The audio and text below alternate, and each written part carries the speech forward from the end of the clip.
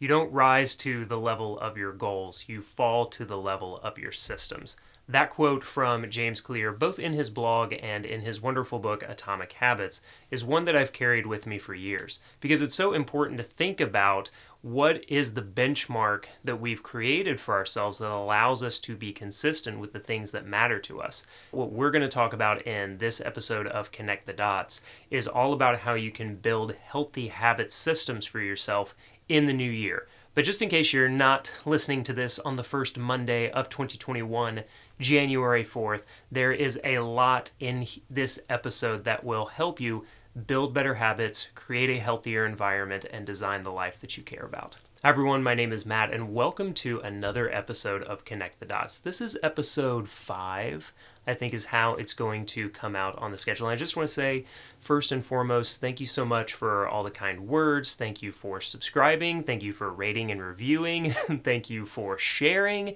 and giving me feedback. It all means so much to me. This is actually the first set that I've recorded after the podcast launch, so it's really cool for me to kind of now see what the first 3 episodes have been like and how receptive people have been. And you know what's interesting is that the way that I see Connect the Dots as a podcast is not necessarily about a goal that I have. It is about creating a system, really a habit of being able to produce a podcast episode every week. And the habit that I have, the system that needs to underlie it, is how I put these things together. It's not about saying I would like to have 100,000 downloads, even though that would be great. My goal is really more of a habit. It's more of creating a system. And that is to create a new podcast episode every week for 2021. We talked about this in the goal setting, episode 3, and thinking about these things in terms of outcome-based goals or system habit-based goals. And they can both apply to the same kind of overarching area of your life. Like say, getting the podcast to launch was an outcome-based goal. Even kind of doing each episode, once the episode is done, that outcome is reached. But the goal, really the true goal for this is just to be consistent, to create a system, to have a habit of talking to the microphone, talking to the camera, since there's a YouTube channel for Connect the Dots as well, and doing those things consistently, habitually, so that I and you get a new episode every single week. Because here's the truth. Habits apply to everything in your life. They are the operating system, the OS of you, that for better or for worse really decide a lot of what you do and what you make of life, the kind of life that you want to design. If you have an operating system, a habit system of propping up and promoting and being consistent with good habits while being able to simultaneously take away some of the bad habits or destructive habits that you might have. And we all have those, and we will all have new ones pop up at different times during our lives. But understanding the routines and habit loops and different functions of how a habit works, both good and bad, can really help you not just build and maintain good habits, but also identify how you can break bad habits as well. I also want to give credit at the beginning to my habit mentors. Now, I've already mentioned James Clear. I've been reading his blog for years. There's also Charles Duhigg, who wrote the wonderful book, The Power of Habit. And then BJ Fogg, who is a professor and researcher at Stanford, who created the Tiny Habits research studies and also has a great book called Tiny Habits as well. The basic building block of any habit is the habit loop. This comes from Charles Duhigg's book, The Power of Habit, but it is simply the cue, the routine, and then the reward. And if we break that down, then the cue is whatever starts to trigger in your mind that it's time to kick off the routine. Often the routine is the actual habit itself, what we would think of as the thing that you want to do. And then the reward is the dopamine hit that you get when the routine is completed. Now, this dopamine hit, this feeling of happiness, or at least like calm, whatever it is, a sugar rush, a caffeine spike, all of these things, they can be good and they can be bad. Like one of the examples that Duhigg uses in his book is about how he gained weight because around a certain time of day, his blood sugar would get a little low, and so he'd be like, kind of hungry and kind of tired, and he would go eat a cookie, and he would do this pretty much every single day. So the cue was that time of day, that feeling that he had, and the routine was that he would go eat a cookie. And he would have that temporary kind of like sugar rush, that dopamine hit of like, delicious cookies, this is so good. In the long run, eating a cookie every day is not the best habit that you want to develop. Now, the good news is that you can swap out different routines even using the same cue. And oftentimes they will lead to the same or very similar reward. So I believe, and don't fact check me on this, or if you fact check me, just go with what Duhigg actually talks about in the book. But the way that Duhigg worked around this bad habit routine that he was having of eating cookies every day is when that cue hit in the middle of the day, he would either have some kind of healthier snack, or he would go for a walk, or he would go over and talk to a colleague, try and do something else to kind of lift his energy levels, or at least engage him away from the screen. And so then at the end, he would feel like some kind of spike, happiness, reward for having talked to a friend, or having gone for a nice, delightful walk outside, or maybe just having some kind of snack that still like fulfilled the hunger pangs, but then didn't leave him with a sugar crash at the end of kind of snack time. I want to give you a personal example of how I use the habit loop to swap out something that was a bad habit for me into something that is way more, not just productive, but just healthier and better for me. For example, this is what I would have done and have done many, many mornings. I wake up, I go into the kitchen, I start to boil water for coffee because I'm a pretentious Chemex coffee brewer, or sometimes the AeroPress. But while the coffee was brewing in the Chemex, or while I was waiting for the water to boil, like many people, and I'm not judging, take out the phone, and it's like, what's up with Twitter? How's my latest YouTube video doing? We need the validation, of course.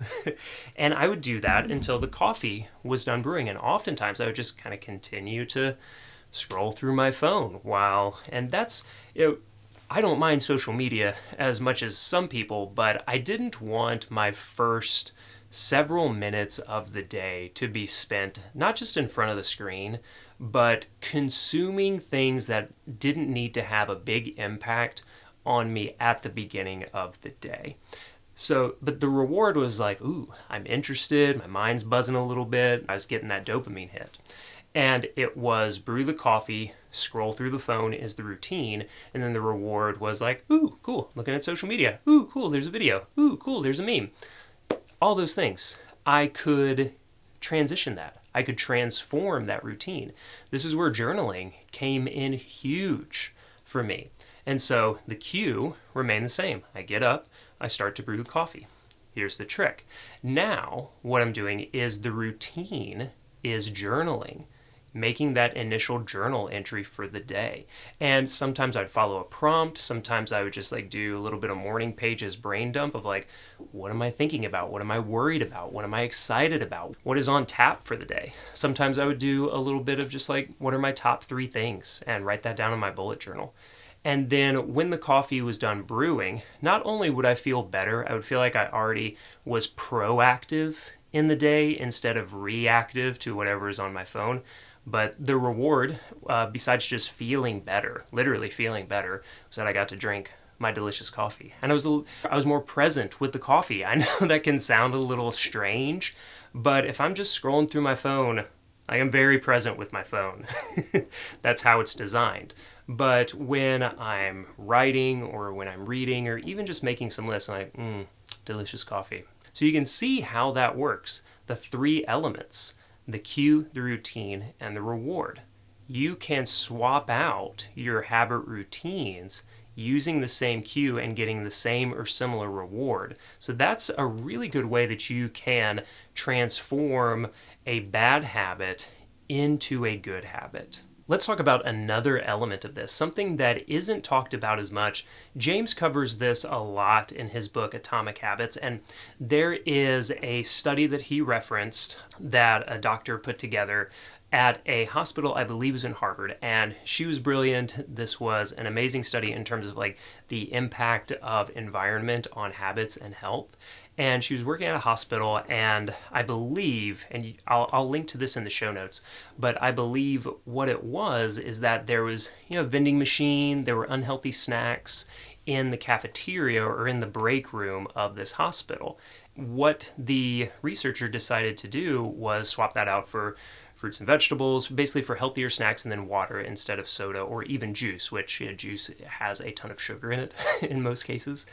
And the impact on people's energy levels, on overall health over time was significant.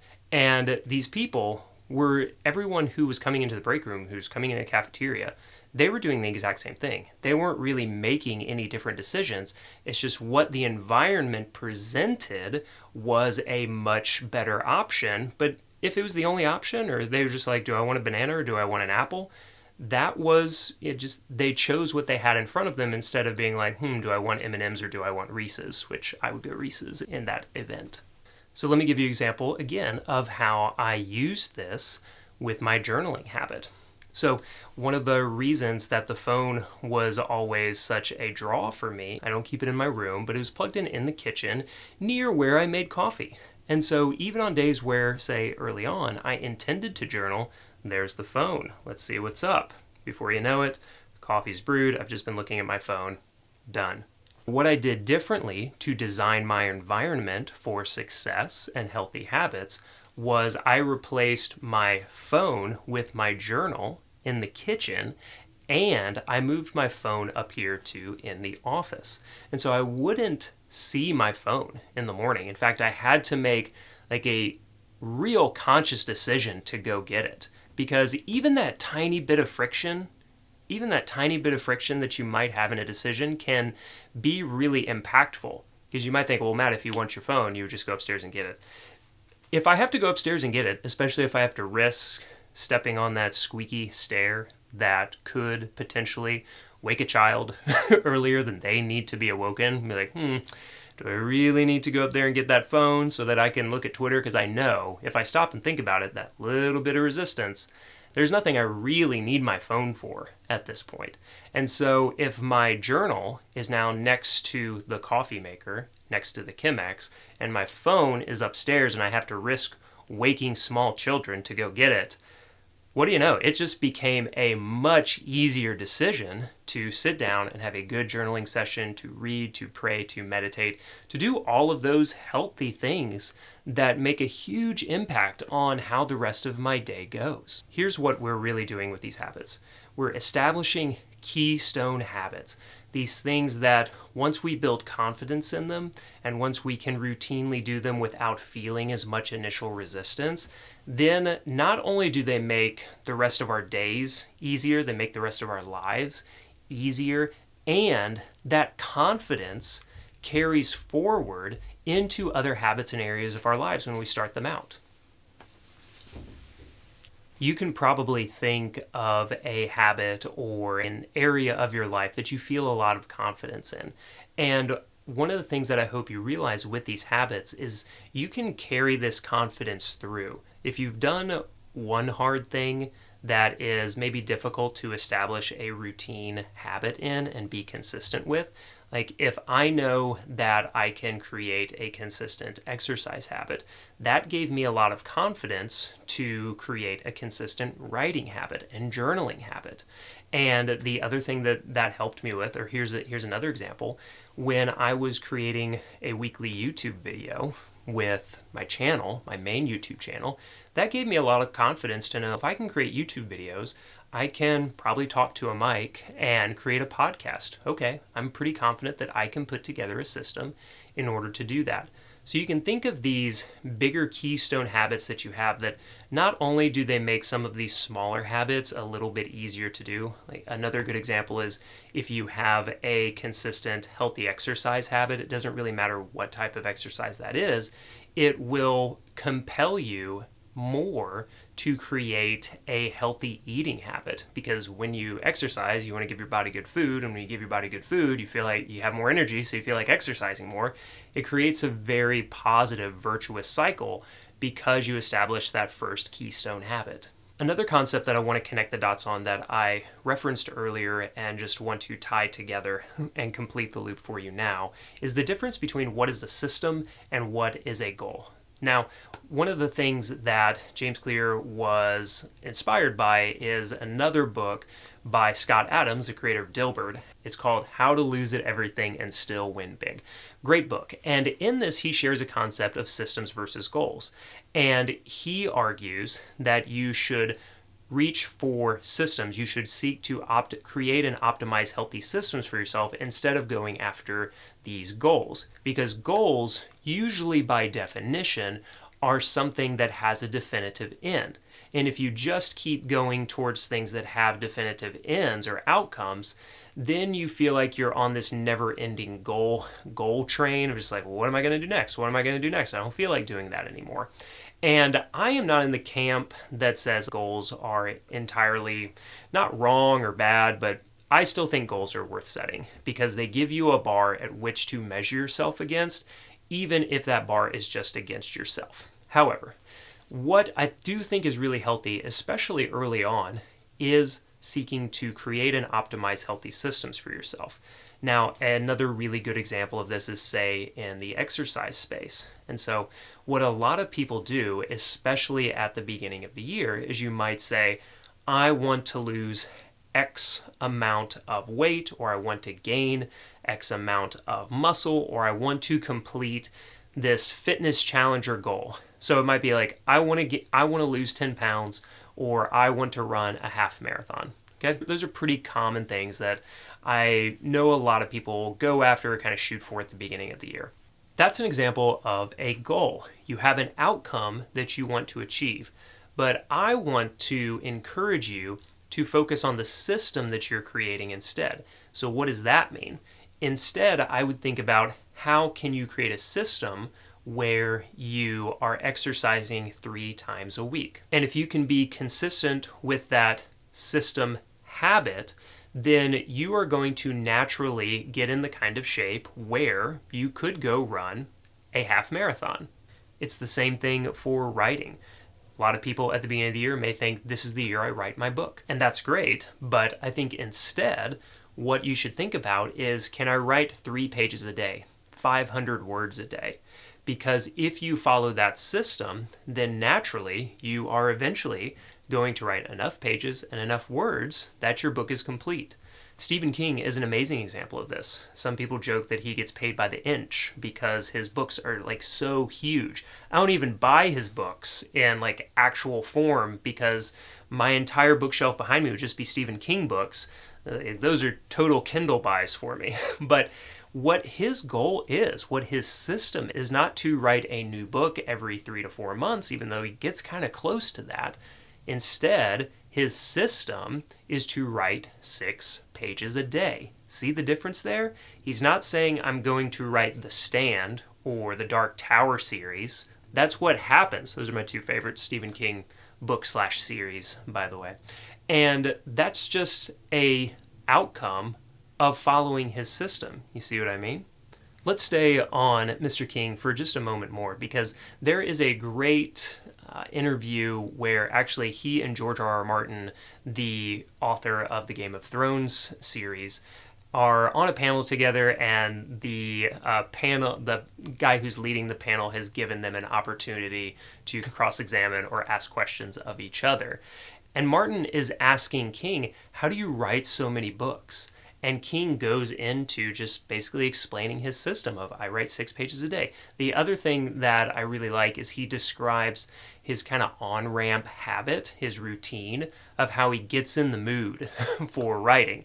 Now, the kind of joke with that is, I'm sure that every day he doesn't feel in the mood and he writes anyway, which is a whole other thing about creativity and the muse and doing the work, as Stephen Pressfield would put it. But he talks about how he gets into the mood for writing by following this routine.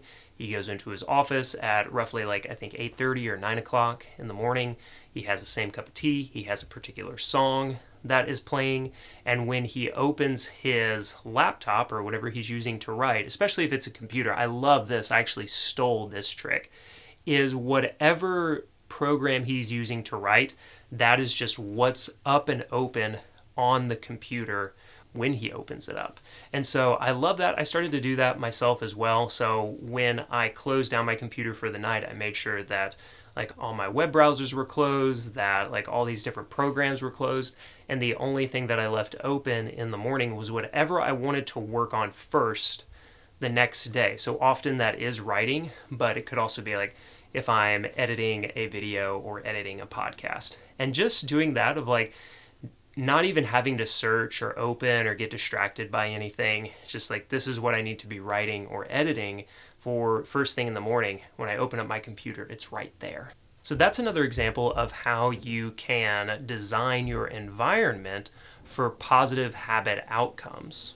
There are a couple of other key concepts that I want to hit for you when it comes to habits, systems, routines, having all of these things in place. The first and most important, maybe I should have said this earlier, but it's start small with your habit. Build consistency. Be consistent so that you can build momentum. The reason that this is so valuable is because we want to create that system. See how we're connecting these things? The system is what matters, not necessarily the outcome, especially if it's something that you want to do for a long time, something that you want to make a part of your life. For example, one of the things that I did with this episode, with just the podcast in general, is that I consistently did a few, some of you may remember this, but I did a few shorter live streams on my main YouTube channel, 20-ish, 30 minutes, and they were very casual, they were very low-key, but it gave me enough consistency and confidence to move into, okay, people are interested in this, I feel good doing it, I've created a YouTube video habit, I'm pretty sure I can translate that into a podcast creation habit. I want you to think about how you can do that in your own life. If you want to start an exercise habit, maybe one of the things that you can do is, instead of trying to go out and say, I'm going to run 3 miles 3 times a week, or run 3 miles every single day, that is a system and that is a habit, but it might be a little too much at the beginning. I want to give you tools and mental models to think about how you can build consistency and momentum so you're able to keep doing this over a long period of time. One of the best ways to do that is to start small. So what I want you to think about, especially if this is a habit that you don't have much experience in, is just focus on starting small and doing the little things well first. So say if it's something like running, just focus on going out and running, or even power walking for 10 or 15 minutes, 5 minutes even. And then another thing, say with writing, is maybe you just write 100 words or 1 paragraph, something that almost seems laughably small. You could do 1 push-up, whatever it is. Think about how you can start small. Now remember, I mentioned BJ Fogg's Tiny Habits research, and his most famous example of this is the 1-tooth test. He had a research study where he divided up his groups into the outcome of how many nights, how many days over the next 30 days do you floss your teeth. The other group, he said, hey, all you have to do is floss 1 tooth during the day. Just floss 1 tooth, and you can check that box off for actually flossing. And wouldn't you know it, the group that he said just floss 1 tooth, of course they ended up flossing more teeth, but all of them flossed more. Professor Fogg did a similar study with running, actually, and he told one group, see how many days, your goal is to run, but see how many days you run over the next month. And the Tiny Habit group, he only told them your only thing that you have to do is put on your shoes and go outside. And you might think, and I thought initially, like, that's kind of silly. That's literally not even running. At least with the tooth thing, you could say, like, all right, they flossed one tooth, but just putting on your shoes and going outside, that's literally not even running.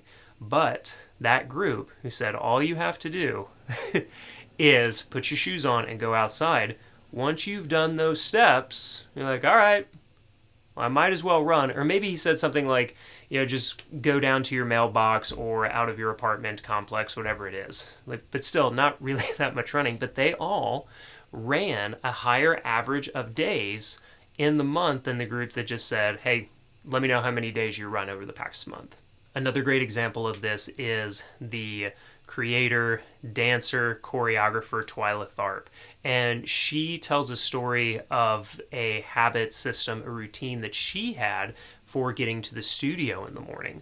And she said her goal wasn't actually to go to the studio and dance. Her habit, her system, was to just get dressed and go out on the street and hail a cab. She lived in New York City. And when you think about that, it says when she would get in the cab and say, take me to the studio, then when you get there, you're like, okay, well, I'm here. I might as well dance. I've completed the boot up routine.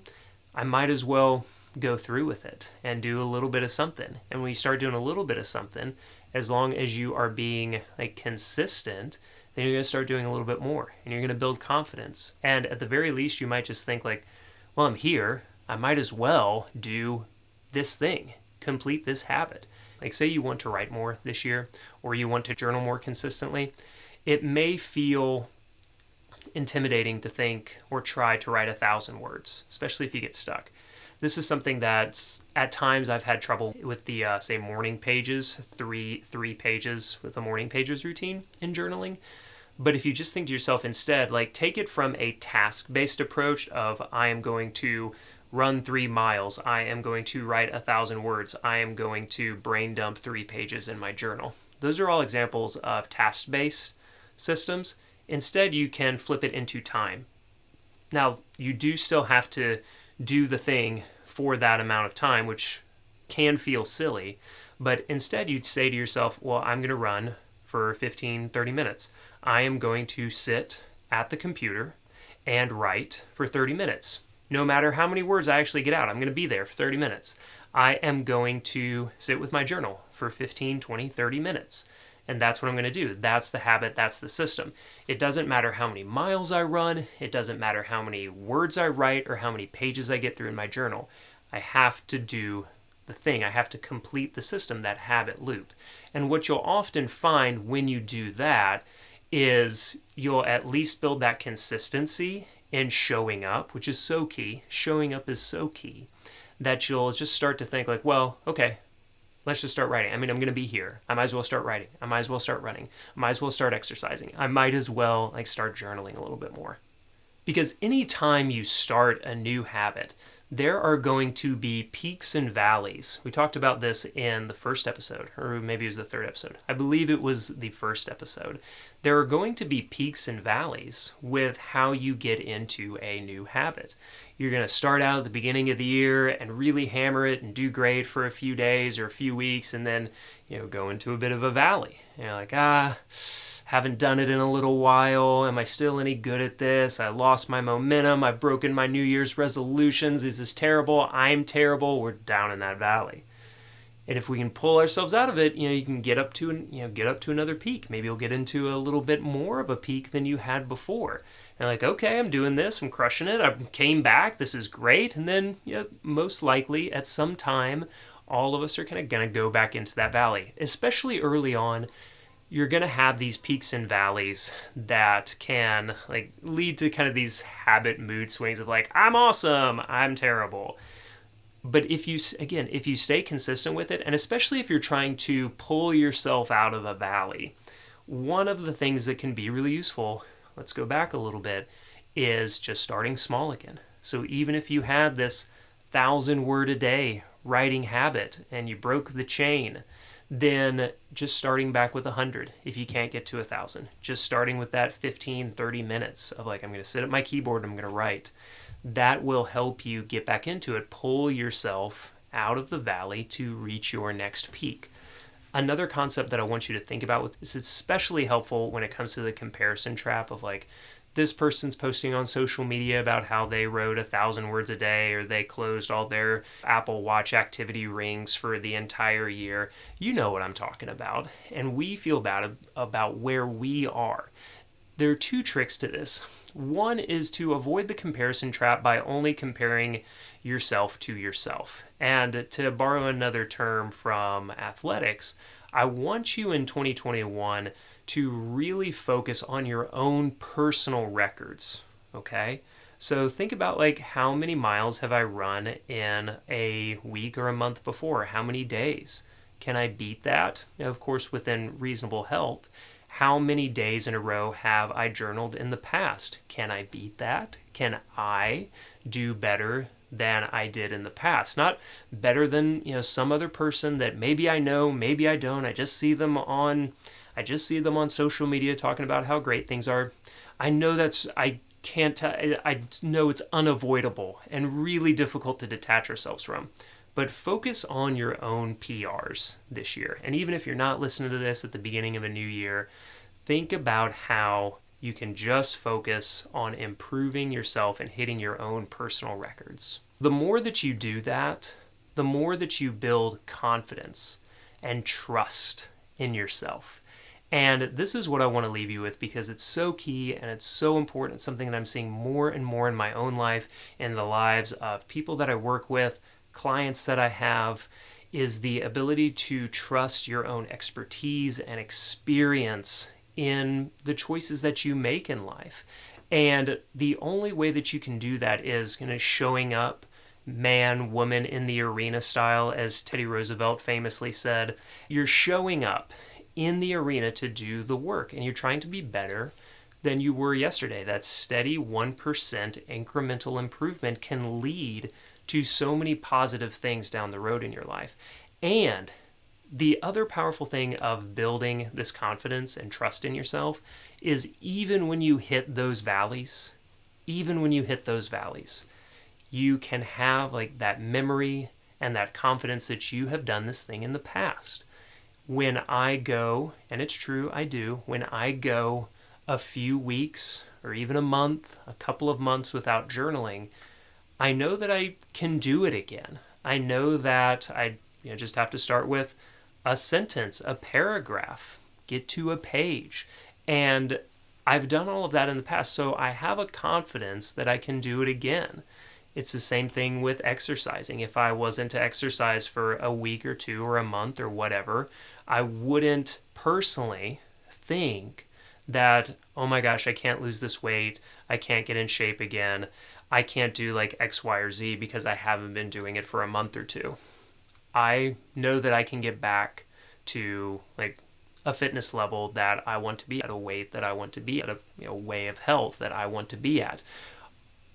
Everyone listening to this podcast, everyone watching it on YouTube, you have those same things in your life. It might be different, it might be similar to mine, but I want you to spend some time this week thinking about what are the parts of my life, the things that I have confidence in myself in.